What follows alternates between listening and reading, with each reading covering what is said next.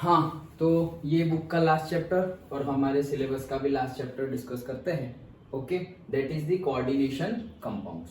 So coordination compounds अगर हम start करें तो इसके पहले तो हम पर्टिकुलरली से पूरी की पूरी 11th 10th की 11th की 12th की केमिस्ट्री में कंपाउंड्स तो पढ़ चुके हैं। तो फिर कंपाउंड्स पढ़ चुके हैं, उसमें पर्टिकुलरली बॉन्ड होते हैं। जैसे कि कंपाउंड तो ये भी है, अगर हम डिस्कस करें, नोट खोल दिया,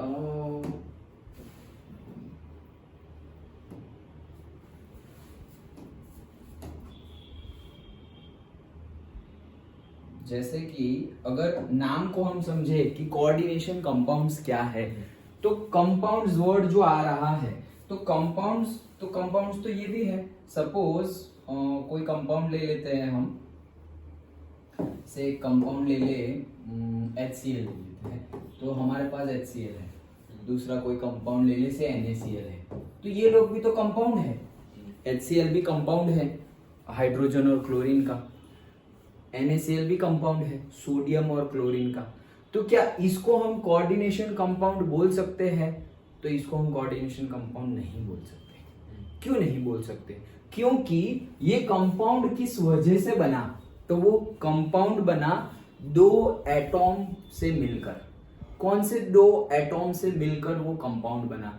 तो एक था हाइड्रोजन और एक था क्लोरीन। तो हाइड्रोजन और क्लोरीन को मिलके ये कंपाउंड बना, और हाइड्रोजन को क्लोरीन को मिलके ये कंपाउंड जब बना तब उनके बीच में बॉन्डिंग कैसा हुआ? तो हमें पता है कि हाइड्रोजन और क्लोरीन के बीच में कोवेलेंट बॉन्ड है। ओके, और फिर हमें पता है कि कोवेलेंट बॉन्ड है तो ये पार्शियल नेगेटिव हो जाता है, क्योंकि वो क्लोरीन मोर इलेक्ट्रोनेगेटिव है और हाइड्रोजन लेस इलेक्ट्रोनेगेटिव है कंपेयर टू द क्लोरीन। सो है कौन सा बॉन्ड? कोवेलेंट बॉन्ड, मतलब शेयर कर रहे हैं ये लोग। देखो ये चैप्टर इजी, बहुत इजी है, पढ़ने में भी मजा आएगी। ओके, ध्यान से समझना तो इजी ही है। पता नहीं कई स्टूडेंट्स को, हमारी बात नहीं कर रहे लेकिन कई स्टूडेंट्स को, पास्ट की बात कर रहा हूँ, तो इसमें थोड़ा बहुत ऐसा लगता है कि ये कैसा ऑड सा चैप्टर है। बहुत ही इजी चैप्टर है। ओके, बहुत ही इजी है, सिंपल वे में हम सब समझते ही जा रहे हैं। ओके, सो H और Cl के बीच में कोवेलेंट बॉन्ड था। तो वही कोवेलेंट बॉन्ड क्या था? तो कोवेलेंट मतलब हम पढ़े हुए थे कि शेयरिंग ऑफ इलेक्ट्रॉन हो तो वो कोवेलेंट बॉन्ड है। मतलब कि ये दो इलेक्ट्रॉन, एक इलेक्ट्रॉन हाइड्रोजन का है और एक इलेक्ट्रॉन किसका है?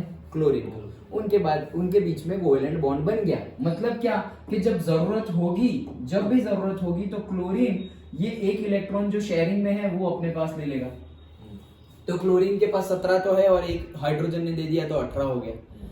अब अगर जब हाइड्रोजन को जरूरत होगी तो वो ये वाला एक्स्ट्रा जो शेयरिंग वाला इलेक्ट्रॉन है वो ये हाइड्रोजन ले लेगा।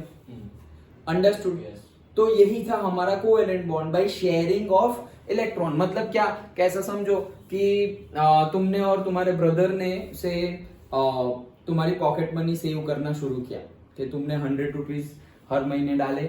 ओके, और तुम्हारे ब्रदर ने, सिबलिंग्स ने, मतलब ब्रदर सिस्टर, उसने भी 100 रुपीज डाले। दोनों डालते जा रहे हैं और फिर सपोज तुम्हें जरूरत पड़ी पैसों की, तो तुमने बोला कि अपने हम जो सेव कर रहे हैं ना उसमें से मैं ये ले रहा हूं। तो क्या उसमें सिर्फ तुम्हारे सेविंग्स थी? नहीं, तुम्हारे ब्रदर सिस्टर की भी थी। ओके, और क्या सिर्फ ब्रदर सिस्टर की थी, तुम्हारी नहीं थी? नहीं, तुम्हारी भी थी। मतलब जब जरूरत पड़ रही है तब उसका तुम यूज कर रहे हो। फिर सेविंग तो चली जा रहा है हर महीने, फिर जब ब्रदर सिस्टर को जरूरत पड़ी तो वो वहां से पैसे उठा ले रहे हैं। ओके, समझ में आ गया? तो वही था क्या, शेयरिंग ऑफ, से वो शेयरिंग ऑफ मनी है। सब स्कूल में तुम शेयरिंग ऑफ लंच बॉक्स करते होंगे, अगर ले जा रहे हो तो, छोटे थे तो हम जैसे लंच बॉक्स ले जाते हैं, तो शेयरिंग ऑफ फूड। ओके, तो वैसे ही ये शेयरिंग ऑफ इलेक्ट्रॉन है, तो वो कोवेलेंट बॉन्ड था। लेकिन क्या मैं NaCl को, लेकिन क्या मैं ये NaCl को कोवेलेंट बॉन्ड बोल सकता हूं? नहीं बोल सकता। ना कोऑर्डिनेशन कंपाउंड्स बोल सकता हूं और ना ही ऐसा बोल सकता हूं कि ये NaCl कोवेलेंट बॉन्ड से जुड़े हुए हैं। क्यों? क्योंकि हमें पता है कि Na और Cl कौन से बॉन्ड से जुड़े हुए हैं? Na और Cl तो आयनिक बॉन्ड से जुड़े हुए हैं। Na और Cl कौन से बॉन्ड से जुड़े हुए हैं? आयनिक बॉन्ड से। Ionic bond is different from the covalent bond. Covalent bond में इलेक्ट्रॉन की शेयरिंग होती है कि मतलब मैंने भी एक दिया, तुमने भी एक दिया, बॉन्ड बन गया। लेकिन आयनिक बॉन्ड में शेयरिंग नहीं होती। आयनिक बॉन्ड में एक्सचेंज हो जाता है, मेरे पास एक्स्ट्रा ही है तू ले जा। जब मुझे जरूरत पड़ेगी तब लेंगे, ये वाला केस था HCl वाला, कोवेलेंट बॉन्ड वाला। ये Na बोलेगा मुझे जरूरत ही नहीं है भाई, जिंदगी भर जरूरत नहीं है, मैंने ये तुझे दान दे दिया, चैरिटी कर दी, खत्म, टाटा बाय बाय, मैं जा रहा हूँ, लाइक अब मुझे मिलना मत, ऐसे। तो वो इलेक्ट्रॉन दे रहा है, एक्सचेंज, ओके। तो एक्सचेंज दे दिया, अभी उसको जरूरत पड़ेगी तो भी वो क्लोरीन के पास जाएगा नहीं। मतलब क्लोरीन क्या, कोई भी जो इलेक्ट्रॉन जिसने उसको, जिसको भी दिया है, क्लोरीन को दिया है, फ्लोरीन को दिया है, आयोडीन को दिया है, जिसको भी दिया है, अगर कभी उसको फ्यूचर में जरूरत पड़ी तो वो जाएगा नहीं। जनरली होता क्या है, उसको जरूरत पड़ेगी ही नहीं, क्योंकि उसके पास हमेशा एक्स्ट्रा ही रहता है और वहां पर जरूरत पड़ती ही जाएगी। क्यों? क्योंकि उनके पास लैग ही है, मतलब लैग ही कर रहे हैं वो लोग। क्यों? क्योंकि ये लोग मेटल्स हैं, वो लोग नॉन मेटल्स हैं। मेटल्स ऑलवेज इलेक्ट्रॉन शेयर, मतलब से गिवर होते हैं, डोनर होते हैं, और नॉन मेटल्स इलेक्ट्रॉन गेइनर होते हैं, एक्सेप्टर होते हैं, ओके। तो इनके बीच में क्या लगेगा, आयनिक बॉन्ड। तो एक्चुअली ये लोग क्या है, Na+ और Cl-। ये Na ने एक इलेक्ट्रॉन अपना दे दिया, इसलिए Na+ हो गया, और Cl ने एक इलेक्ट्रॉन ले लिया, Na के पास से लिया, किसी के भी पास से लिया हो, लेकिन Cl ने एक ले लिया तो वो Cl- बना। और ये पॉजिटिव और ये नेगेटिव, तो पॉजिटिव और नेगेटिव आयन के बीच में अट्रैक्शन लगेगा, इसलिए उनके बीच में अट्रैक्शन फोर्स लगा और वो लोग जुड़ गए ऐसे। लेकिन ये है कौन, प्लस और माइनस। ये बॉन्ड था कौन सा, आयनिक बॉन्ड। डन। तो ना ये कोऑर्डिनेशन बॉन्ड है, ना ये कोऑर्डिनेशन बॉन्ड है, ना कोऑर्डिनेशन कंपाउंड है। ये था हमारा कोवेलेंट बॉन्ड, ये था हमारा आयनिक बॉन्ड। लेकिन कोऑर्डिनेशन कंपाउंड में हम पढ़ने जाने वाले हैं कि कोऑर्डिनेशन कंपाउंड जो भी हो उनके बीच में कोऑर्डिनेशन कोवेलेंट बॉन्ड बनता है। ये क्या नई चीज आ गई भाई, कोऑर्डिनेशन कोवेलेंट बॉन्ड होता है ऐसा। कोऑर्डिनेशन कोवेलेंट बॉन्ड मतलब क्या, कि सपोज ऐसा समझो सिंपल वे में कि मैं हूं और जैसे कि मेरे पास, हम लोगों को सपोज बिजनेस करना है, ओके। तुम्हारे पास भी स्पेस है, मतलब सपोज हमें कोचिंग क्लास शुरू करने हैं, ओके, कोई एकदम जगह पर पॉश एरिया में, और जहां पर हमें लगे कि भाई वहां पर कोचिंग क्लास अच्छे से चलेगा। लेकिन मेरे पास जगह नहीं है, मैं टीचर हूं, मैं पढ़ा सकता हूं, ओके, लेकिन मेरे पास जगह है नहीं, मेरे पास इलेक्ट्रिक बोर्ड नहीं है सपोज वहां पर। तो इलेक्ट्रिक बोर्ड नहीं है, एसी नहीं है, बेंच नहीं है, जगह नहीं है, ओके, और ये सब कुछ एक साथ खरीद सकूं उतने पैसे भी सपोज अभी नहीं है, ओके। तो मैं क्या करूंगा, मैं तुम्हारे पास आया, ले चलो ना कोचिंग क्लास स्टार्ट करते हैं। तुम्हारे पास आया कि तुम्हारे पास सपोज भरूच ईस्ट में, तुम्हारे पास सपोज भरूच वेस्ट में कोचिंग क्लास शुरू करते हैं, मैं दोनों जगह पढ़ाऊंगा। तो बोलेंगे हम क्या करेंगे, हमें क्या मिलेगा। बोलूंगा कि मेरे पास क्लास नहीं है और तुम्हारे पास टीचर नहीं है, तो तुम्हें टीचर मिल गया जो पढ़ाएगा और मुझे क्लास मिल गया जिसकी जरूरत थी।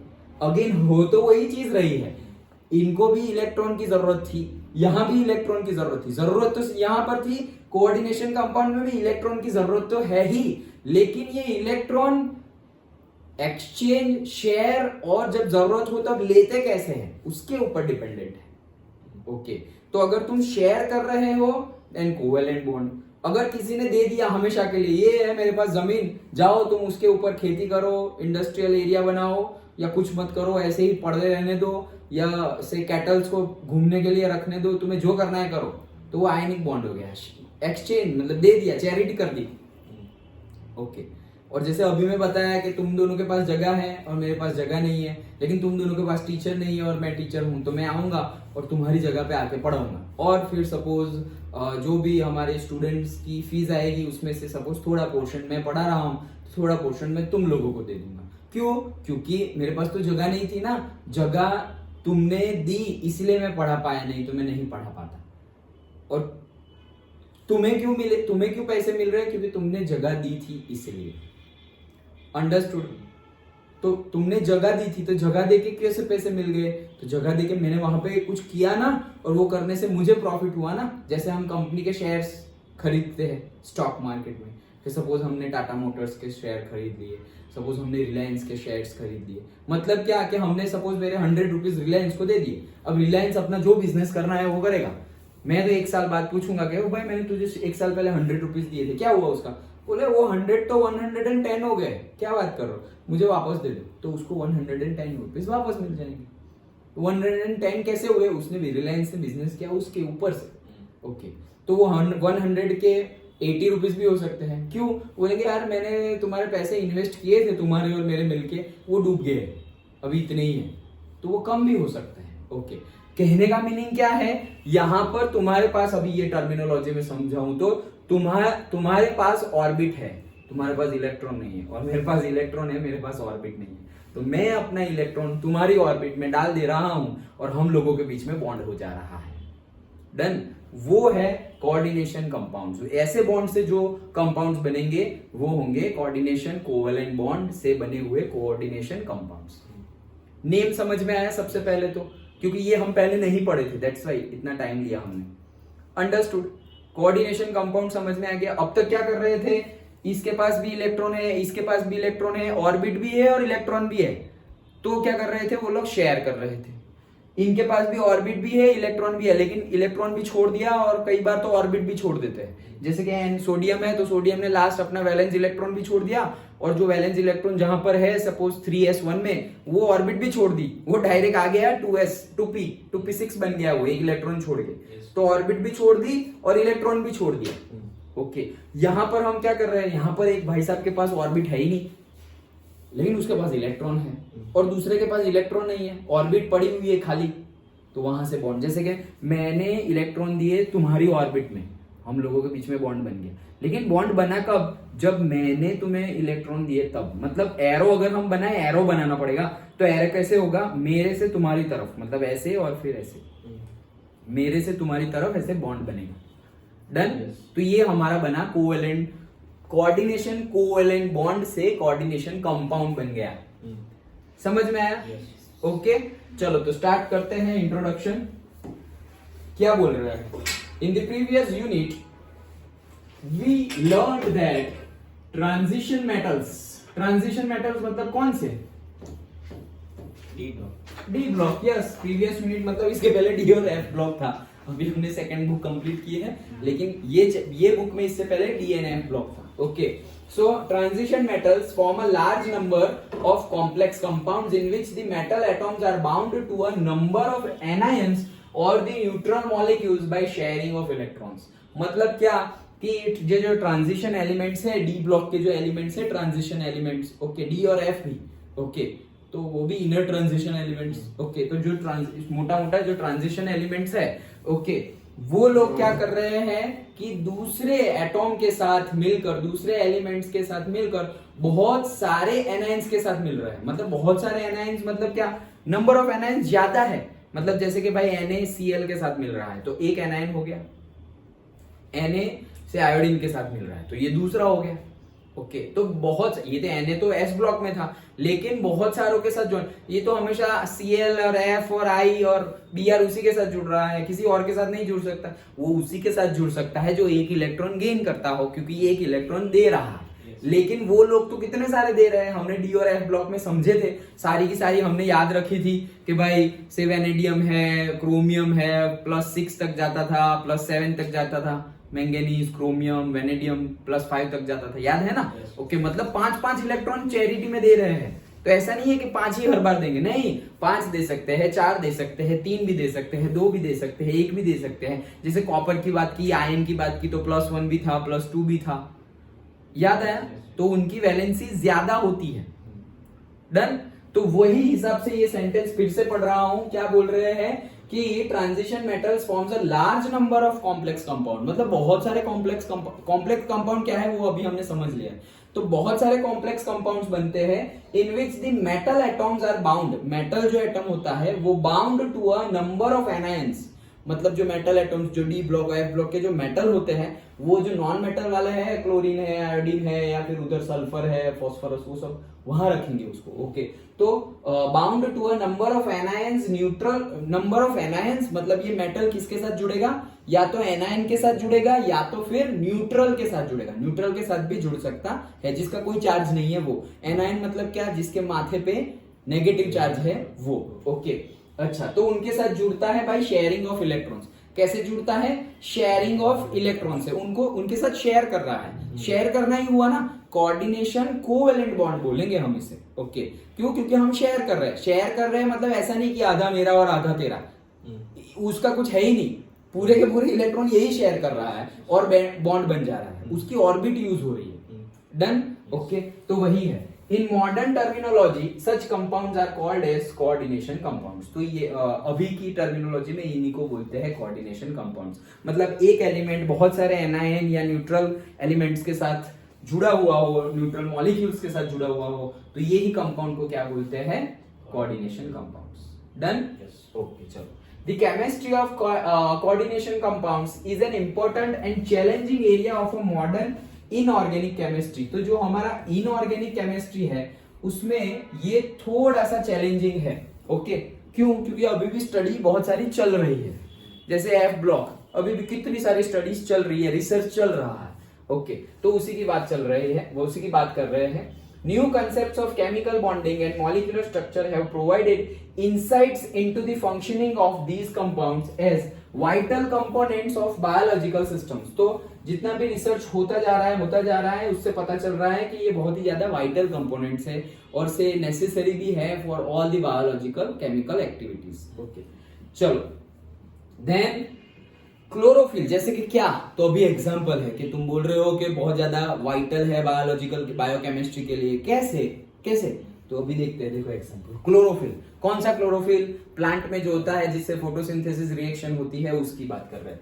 सो क्लोरोफिल है वो कोऑर्डिनेशन कंपाउंड है। हीमोग्लोबिन एंड विटामिन B12 अभी हमने खत्म किया बायोमोलिक्यूल्स। विटामिन B12 का नाम क्या था, कॉमन नेम?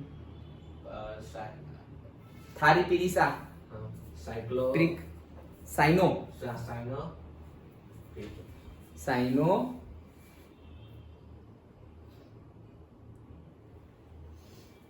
ट्रिक हमारी क्या थी, बी कॉम्प्लेक्स की, थारीपीरिसा।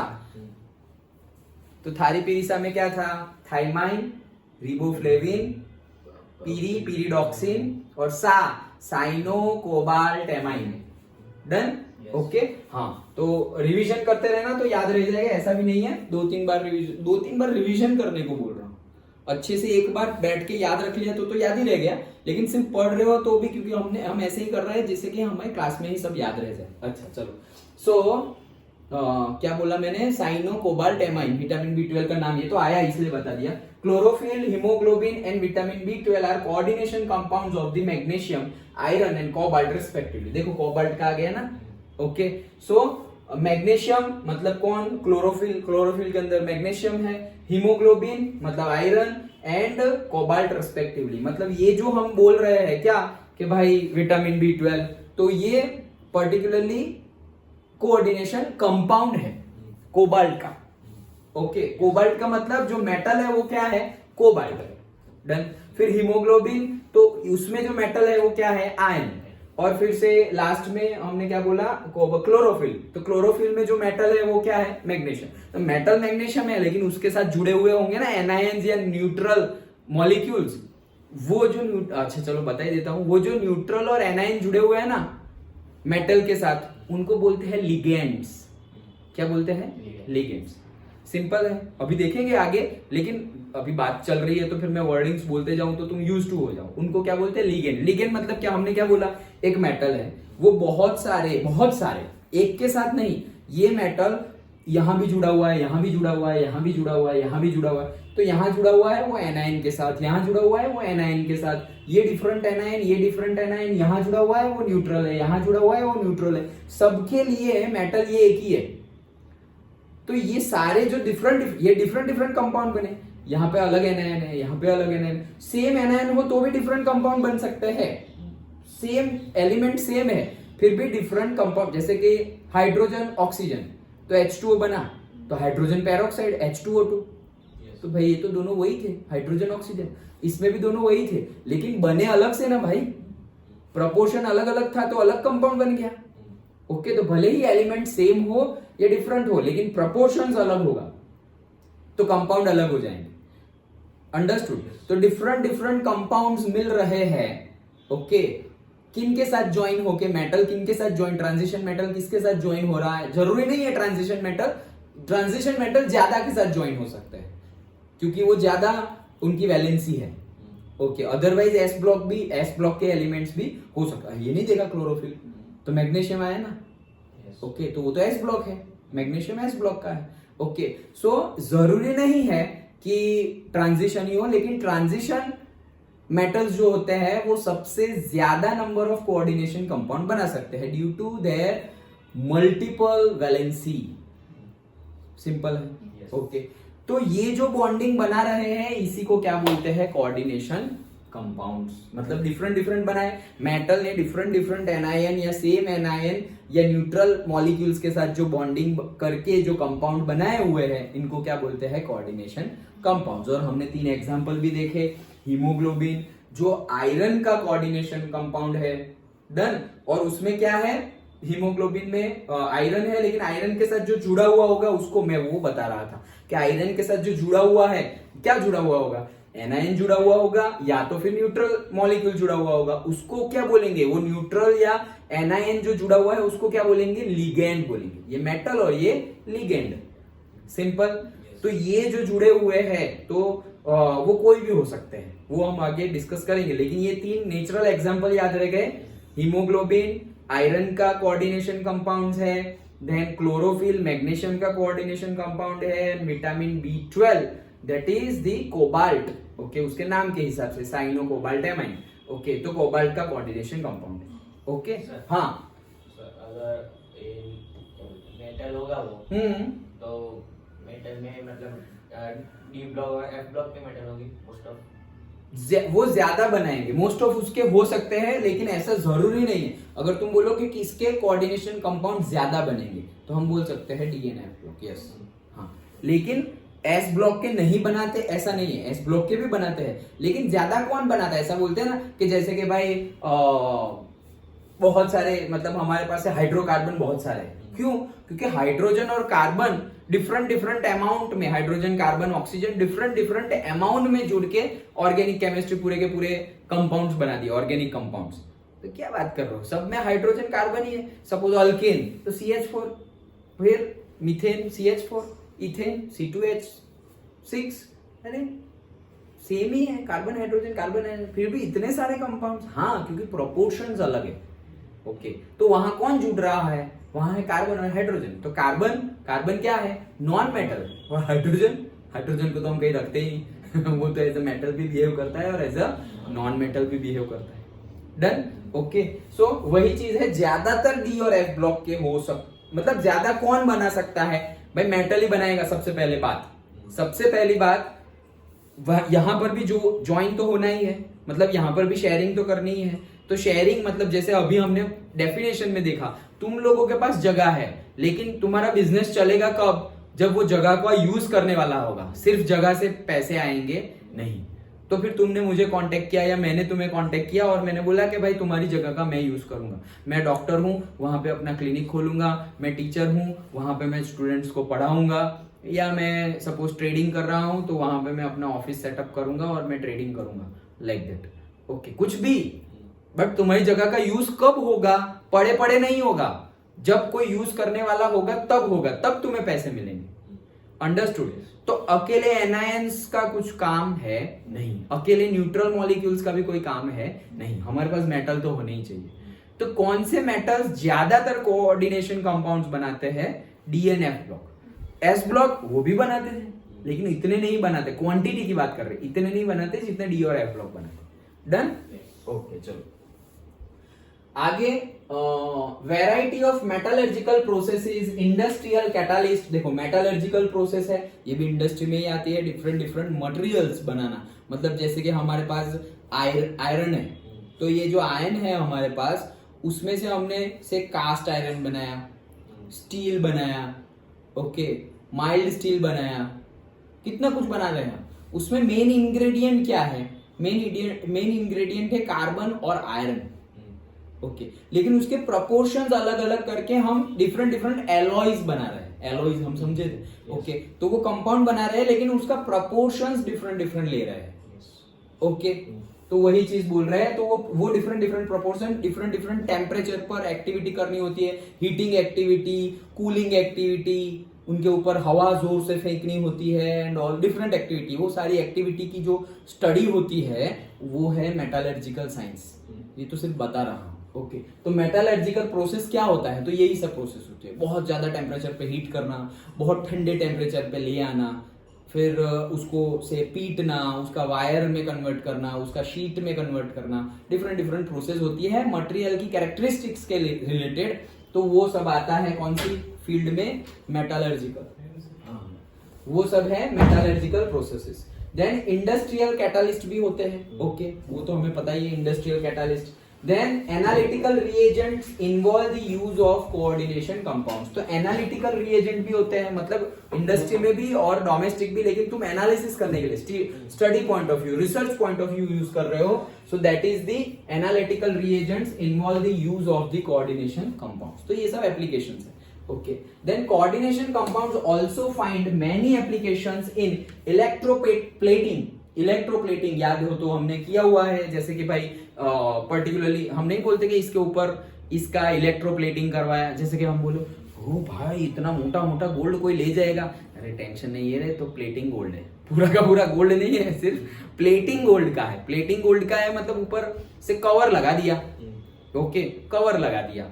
जैसे कि अभी मेरा फोन है तो फोन व्हाइट कलर का है, और अभी मैं उसके ऊपर कवर लगा दूं ब्लैक कलर का, तो बोला अच्छा ब्लैक मस्त ब्लैक कलर का फोन है, बोले कलर व्हाइट कलर का फोन है, ब्लैक कलर का नहीं है, ये तो कवर है सिर्फ, ओके लाइक दैट। तो वो है प्लेटिंग, ऊपर से सिर्फ हम चेंज कर रहे हैं, अंदर का मटेरियल तो वही है, ओके। तो वो इलेक्ट्रोप्लेटिंग क्यों बोला, तो वो इलेक्ट्रोलाइसिस प्रोसेस से होता है, इसीलिए जो इलेक्ट्रोलाइसिस प्रोसेस करते थे ना, कैथोड एनोड, इलेक्ट्रिसिटी पास की, यहां से निकलेगा, यहाँ पे सब जमा हो जाएगा एनोड पे, कैथोड पे एंड ऑल। तो वो सपोज जो भी जमा होगा वो उसके ऊपर ही जमा हो जाएगा, डिपॉजिट हो जाएगा, जमा हो जाएगा इन द सेंस, तो वो इलेक्ट्रोप्लेटिंग, ओके। तो इलेक्ट्रोप्लेटिंग में टेक्सटाइल डाइंग, कपड़ों को कलर करने के लिए, okay textile dyeing and medicinal chemistry. तो देखो कहां कुछ छूटा ही नहीं, मेजरली सब कुछ ही आ गया, इंडस्ट्रियल आ गया, मेडिसिनल आ गया, टेक्सटाइल इंडस्ट्री आ गई, इलेक्ट्रोप्लेटिंग आ गया, उस सब जगह कंपाउंड्स का यूज होता है। और ये कौन से कंपाउंड्स है, कोऑर्डिनेशन कंपाउंड्स, ओके। तो ये हमारा इंट्रोडक्शन था, समझ में आया। सबसे पहले हमने नाम को समझा कि ये कोऑर्डिनेशन कंपाउंड्स है क्या भाई, ये कोवैलेंट कंपाउंड से और आयोनिक कंपाउंड से कैसे डिफर करते हैं, वो सेम है नहीं। हम कोवैलेंट कंपाउंड को कोऑर्डिनेशन कंपाउंड बोल सकते नहीं है, और कोऑर्डिनेशन कंपाउंड को भी हम आयोनिक कंपाउंड और कोऑर्डिनेशन और से सिंपली कोवैलेंट कंपाउंड बोल सकते नहीं है, दे आर डिफरेंट, ओके।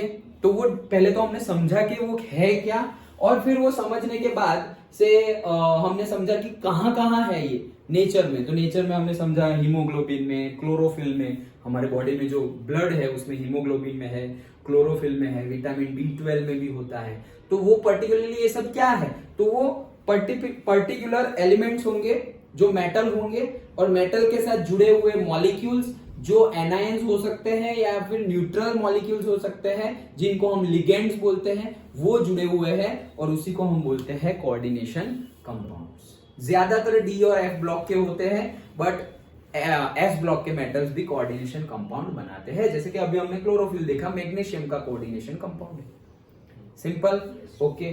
तो यही हमारा इंट्रोडक्शन था। अब आगे जो हमें वर्नर्स थियरी है वो डिस्कस करते हैं।